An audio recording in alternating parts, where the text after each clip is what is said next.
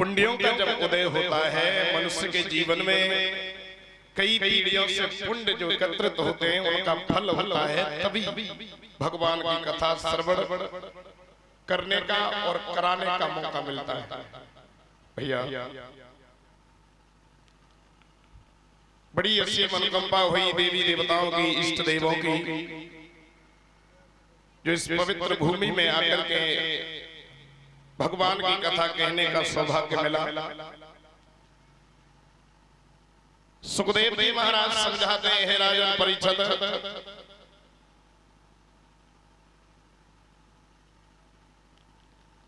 जिस समय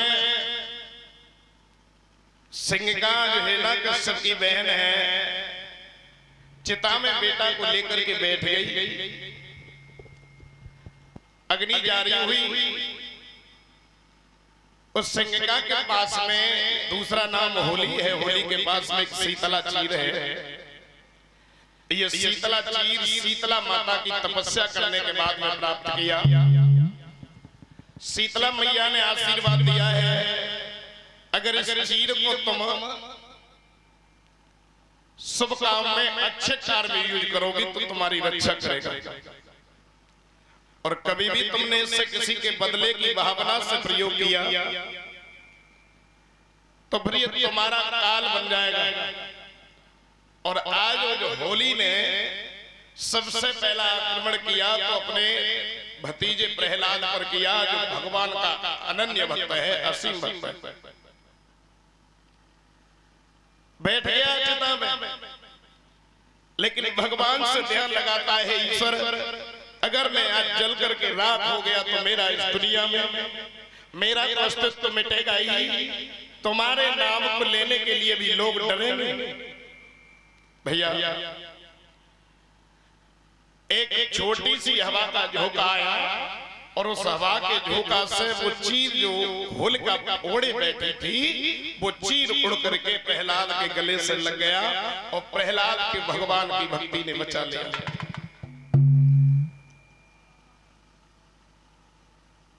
और होली धू धू करके जलने लगी।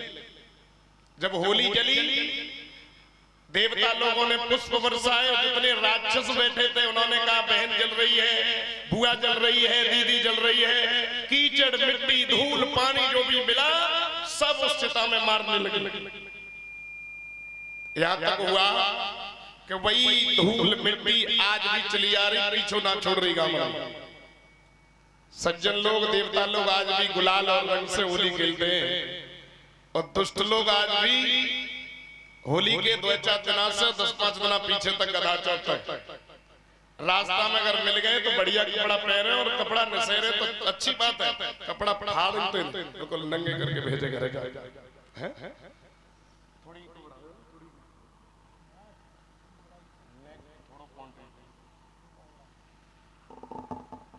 भैया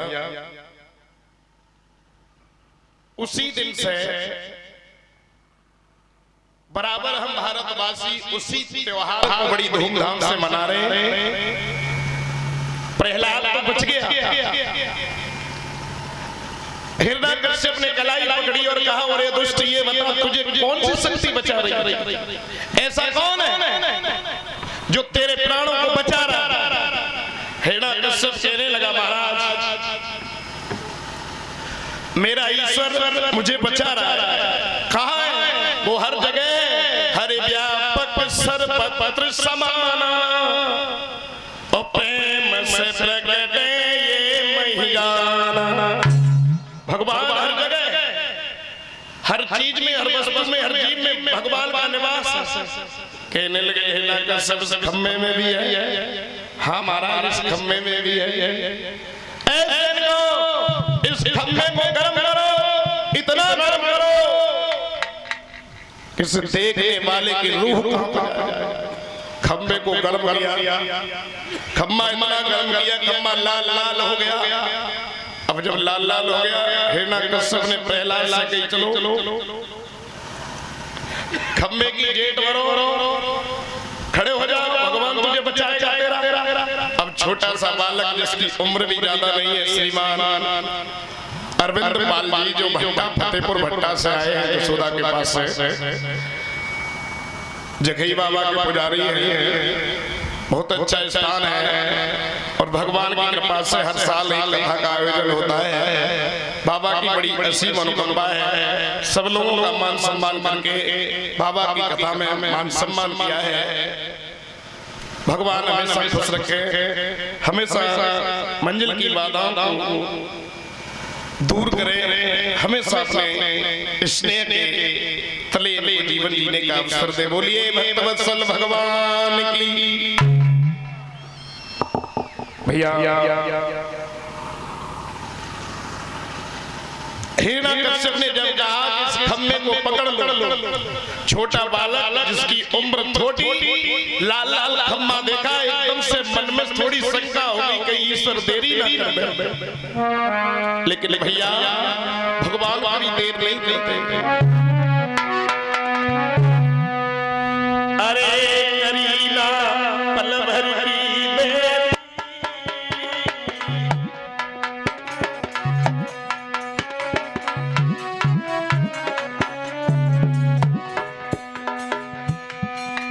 भगवान ने देरी नहीं की और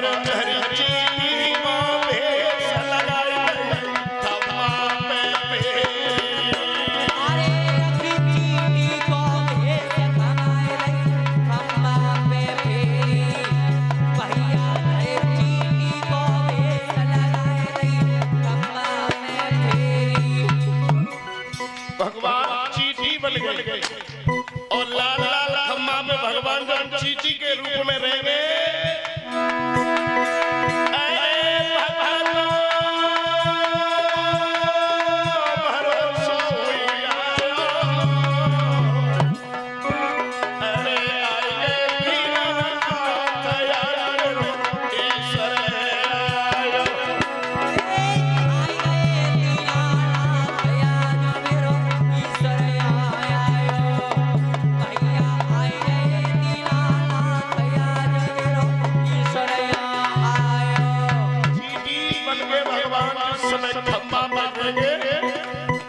भक्त ने आगे बढ़ के खम्भा को अपनी जेब में बाहों में समा लिया, मेरे प्रभु इस खम्भे में। लेकिन हिरण्यकश्यप ने अरे करीना दुष्ट ने तेरी और खींच लई तलवार घुमाई के राजा ने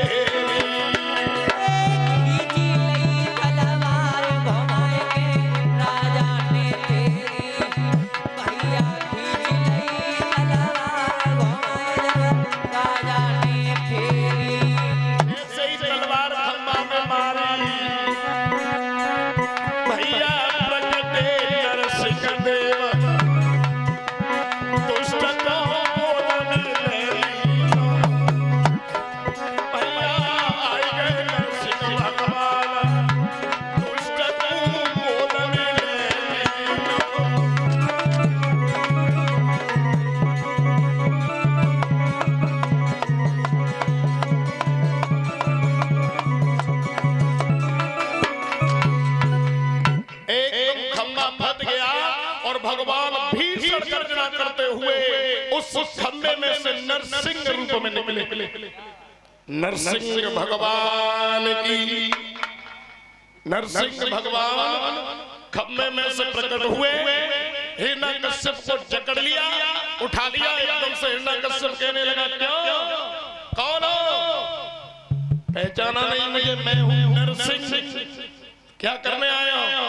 तेरा काल, अरे मेरा काल तो इस दुनिया में है ही नहीं, तुम मुझे कैसे मारोगे? न नर से मरूंगा न पशु से मरूंगा, तुम कौन हो? कहने लगे अरे दुष्ट, तभी तो नर और पशु बना हूं मैं, एक नहीं हूं, दोनों हूं, नर और पशु, नरसिंह शेर और नर। अब तू नहीं बचेगा। कहने लगा चलो एक ही शर्त पूरी करी, दूसरी शर्त पूरी करो, मैं रात्रि में न मरूं न दिन में मरूं। और हिरण्यकश्यप देख ले न रात्रि है न दिन है, संध्या का समय है। संध्या के समय मेरा अवतार हुआ तुझे मारने के लिए। अब थोड़ा और अचंभित हुआ। महाराज मैं 12 महीना में जन्म लेने वाले व्यक्ति से नहीं मरूंगा। कहने लगे 12 महीना में नहीं, एक दिन 2 दिन इधर उधर करके ऐसे तैसे 1 साल इंतजार करो तब ये दिन आयो है। ये अधिक मास लौंद का महीना तेरे लिए स्पेशल बनाया है, अब तो तुझे मरना ही होगा। कहने लगे नहीं मरूंगा, ना अस्त्र से मरूंगा ना शस्त्र से मरूंगा, ये मुझे वरदान है। कहने लगे ना अस्त्र से मारूंगा ना शस्त्र से मारूंगा, तुझे नाखूनों से चीर दूंगा। अब भयभीत हो गया। कहने लगा ना मैं ऊपर मरूंगा और ना नीचे मरूंगा। भगवान ने कही आजा मेरी गोदी में बैठ जा, ना इधर ना उधर, बीच में मार दूंगा तुझे। कहने लगे ना भीतर मरूंगा ना बाहर मरूंगा। भगवान कहने लगे ठीक कह रहा है, ना भीतर मरेगा ना बाहर। भगवान बहरी पे लेकर के आ गया, बीच दरवाजे पे बैठ गए। भीषण गर्जना करते हुए भगवान ने छाती को चीर दिया। छाती को भगवान ने चीर दिया। हिरण्यकश्यप भगवान के हाथ भूलों की तरह बुलाना है। देखते ही देखते नरसिंह भगवान ने हिरण्यकश्यप का वध कर दिया। कथा के प्रेमियों सब देवी देवता पुष्प बरसा रहे हैं, लेकिन नरसिंह भगवान का क्रोध शांत नहीं हो रहा। क्रोध शांत नहीं हुआ। अब कोई कहे लक्ष्मी बुलाओ, कोई कहे नारद को आगे करो। लक्ष्मी ने नारद ने लक्ष्मी मैया चलो भाग के आगे चलो, प्रभु को शांत करो। लक्ष्मी मैया ने हाथ जोड़े, प्रभु एकदम से भीषण गर्जना हुई और गर्जना सुनते ही सुनते लक्ष्मी वहां से दूर पीछे। ये कौन सा रूप है? इस रूप में हमें कोई दर्शन नहीं करने भैया। आखिर में जब भगवान का क्रोध शांत नहीं हुआ तो एक विद्वान लिख रहा है प्रहलाद को आगे किया। प्रहलाद को भगवान ने देखा तो अपनी जीभ से उससे प्यार करने लगे, क्योंकि पशु का स्वभाव होता है जब वो किसी को प्रेम करता है तो अपनी जीभ से चाटना आरंभ करता है। तो भगवान का ऊपर का शरीर शेर का जीभ से चाटना शुरू किया। इतना चाटा कि पूरे प्रहलाद को गीला कर दिया, तब जाके भगवान का क्रोध शांत हुआ। लेकिन शिव पुराण में साफ साफ बोल रहे हैं कि भगवान का क्रोध शांत नहीं हुआ तो भगवान भोले बाबा ने वीरभद्र को भेजा और वीरभद्र से कई दिनों तक युद्ध हुआ। युद्ध में वीरभद्र ने नरसिंह को पटक दिया। उसके बाद नरसिंह भगवान का क्रोध शांत हुआ। बोलिए भक्तवत्सल भगवान की। सबसे ज्यादा आवाज है भाई वीर है बच्चा तो नरसिंह।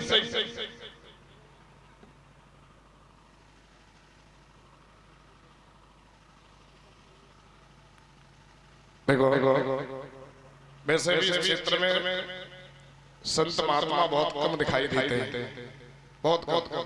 हमारे यहाँ अगर कथा हो गए तो कम से कम जितने आप बैठे होते तो महात्मा ही बैठते हैं, और 1-2 बैठे उनसे हाथ जोड़ के निवेदन है कि वो ऊपर ही आ जाए तो